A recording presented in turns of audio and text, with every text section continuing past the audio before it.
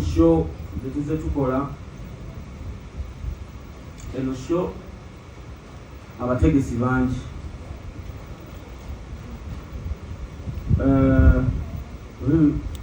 olwebyo byamunda abategesi bangi. I have a big team on this one, on this show. Okusinga ku shows ensembola. I want to thank you, Cox. Unique. Njagala kwebaza Cash Events. Njagala kwebaza Kibo Media.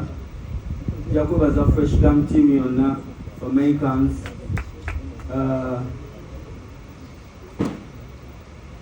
And to all my sponsors, abali ku press conference n'abataliiwo. This is Eneringa launch, digital launch ya show yaffe, because we're gonna have like 2-3 press conferences, if I'm not, yeah, two press. Yeah, so oyembuuza ku bibaka nkayisizeewo ddala. Abategesi, nina abategesi kumpi bana ku Sheri. Tulina Unique, tulina Cox, tulina Kibo Media, tulina Cash Events on this show. That's the team I'm working with okukola Sheri. Ekibaddeewo before bategera waliwo tukugambira nti biki biralamu. So yeah, tuli mu kugatta okulaba nga tukola ekintu ekyakabi ate ekisinga ku bye tuzze tukola oba n'abalala bye bakola. Nga kamera zonna zintunuddemu temugenda kubeeramu obuvuyo bwe butyo inshallah. Ze zimu ku nsonga lwaki sheeno twagyekoledde ngaffe ne tiimu yange. So the show is ababeera bamanyirenda be batera osumbuwa abayimbi tebaba bapromota kubanga promota ekigendererwa kye ng'omusajja oli weyayogedde Cox, ekigendererwa kye kiba kyakukola vision y'omuyimbi. Bagatta obwongo n'omuyimbi bakole ekintu omuwagizi kyagenda okukola ki. Kati abantu abajja ne bakola obuvuyo ku show z'abayimbi baba bamanirenda si bapromota. Ati bamanirenda buno tebaliimu. Eno tiimu eri emu eri solid, tuli wamu, and the event is gonna be massive. Kyokubiri abadde abuukweso kijja kitya nti mwateeseganya ye n'akita amumanyi. First of all, njagala kuwa omukulu J Chameleon ebimuli bye. Omusajja oyo wakabi, I respect him. Era yakola nga legend bwalina okukola, ng'omuntu obuvunaanyizibwa bwalina okukola, kubanga ensonga eno twali twagitambuza dda. Ndowooza promoto yaliwo ekitegesi, yaliwo ekivulu kye teyalagezaako kola ki okusabotaginga, naye twebaza Chameleon nti yatunulamuko n'alaba nga kiki tusaanye tukole ki tuyiseewo ekintu kyaffe naye akole ki. One love, my brother. Wali Erugogo 5 Septemba FIFA Makeup wali Erugogo 5 Septemba FIFA Makeup wali Erugogo. You ready now for me to rock?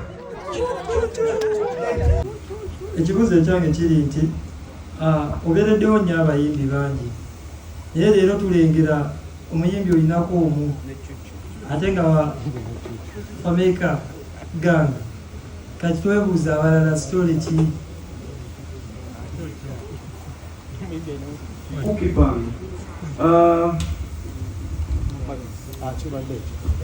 You give without expecting to get back. Gwe mutima omugabi. Gaba nga tosuubira kukola kikuwa. Nze ndi musajja ali solid. Ndi musajja ayimiridde.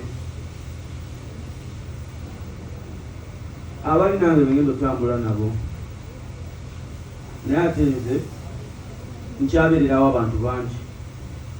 naye nina abaganda bange bangi nnyo abali nange emotionally spiritually abataliiwo wano bangi nga tebasobodde, naye abaliwo mbeebaza mwenna abasobodde okujja.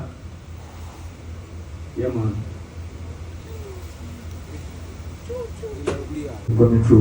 Gatano Septemba Fifomyeka wali erugogo.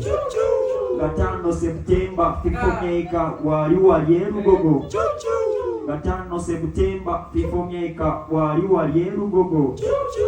Gatano Septemba Fifomyeka wali erugogo. Biralamu konsati. Say, Bilaramu konsati. Say. Gatano Septemba Fifomyeka wali erugogo.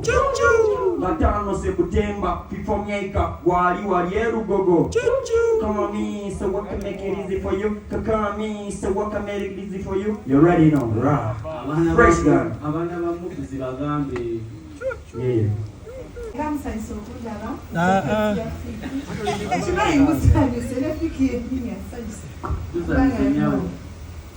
that is in Bacola. I'm just supporting my brother. He is my young brother. And my son, I'm new hero. I'm going to buy tickets. I'm going to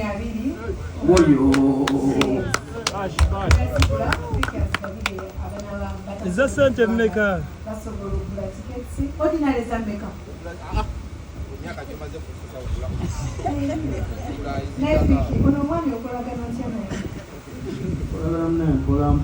know, because you're a humble boy, and I wish you the best.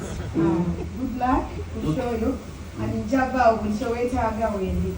Wonderful. Like a brother.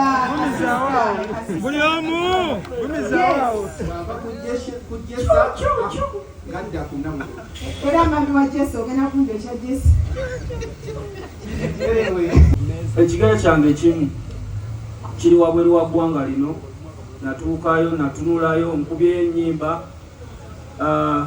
naye tulina bye tulina okutereeza tunasooka tukubemuko ku bintu wanino tuwamu akafaananyi ng'okubye ebigoga awo soyimira n'ogamba ekintu kino tukitwaleko e Kenya tugende tukikole Nigeria tukikole newa naye bwubanga mu nsi eyiyo tolina maanyi tewali wogenda gajja.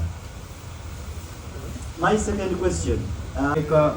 N'abawagizi bange njagala kulaba nga ekisaawe kye tukifuuza nze n'abawagizi bange lugogefunde tumanye kyawe toba kyatumala then tugende walala waneneko oba yeah that's the goal. Okay, nsonga nyingi nnyo lwaki mpita omuwagizi wange okujja erugogo. Ekisookera ddala ennyimba tuzirina mu bungi. Number one, ekimu ku bintu ensonga lwaki abantu bajja mu bivvulu, they come okunyumirwa omuyimbi ng'ayimba ennyimba. Ebyennyimba byo twabimala, ennyimba tuzirina mu bungi. Ekirala enteekateeka ku mulundi guno esinga ku nteekateeka ezze gye tuzze tukola nga bwe twogedde nti nze I'm building something, nzize nzimba ekintu kino n'abawagizi bange era mmanyi nti no tuba mu sheeno nze nabo tulina okusalawo we tukola kuno kumanyagana, tulina okubaamu ne time wonna be bawulira nti baagala oba weepulira nti njagala nga tusisinkana ne tukikuba ne tukyagala ne twekyanga ne tujooga ne tuvimba ngaffe sho zino zituyamba okusinkana n'okusembera eri abawagizi baffe n'okweyawula. Abawagizi bagira abayimbi bababuzaabuza abawagizi, so tukola sho okwawula abawagizi baffe mbalala n'okumanya abawagizi baffe, and most importantly okunyumirwa kubanga olunaku olwo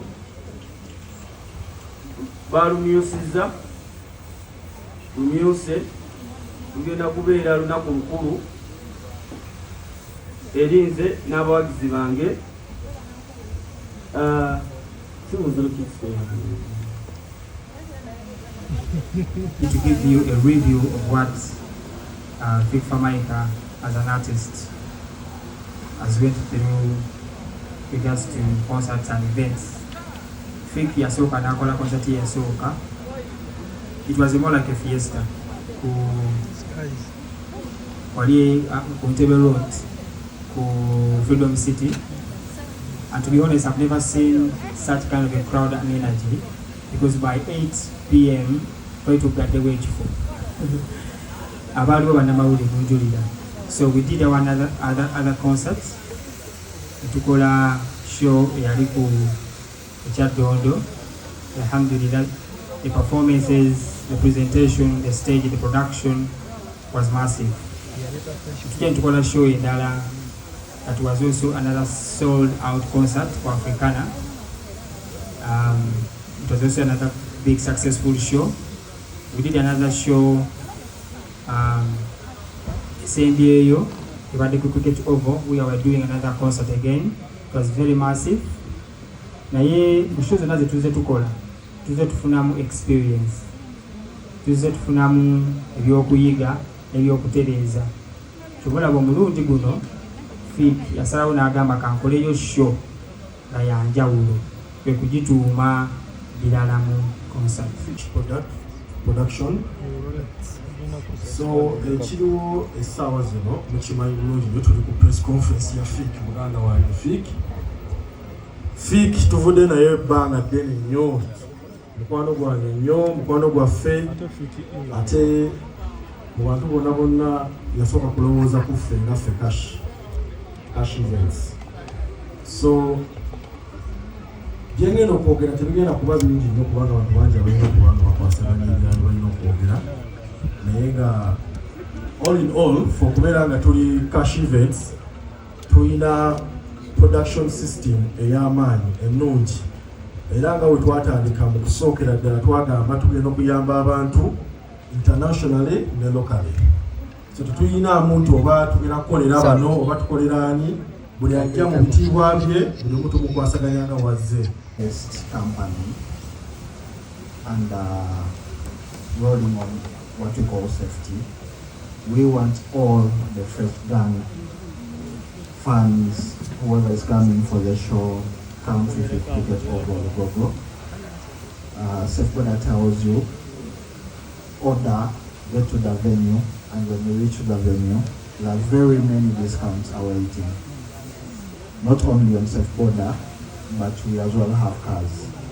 And if you're moving in a gang of 5 or 6 or 7, we tell you to order a safe car. Our prices are very affordable and no negotiations. We don't allow negotiations. So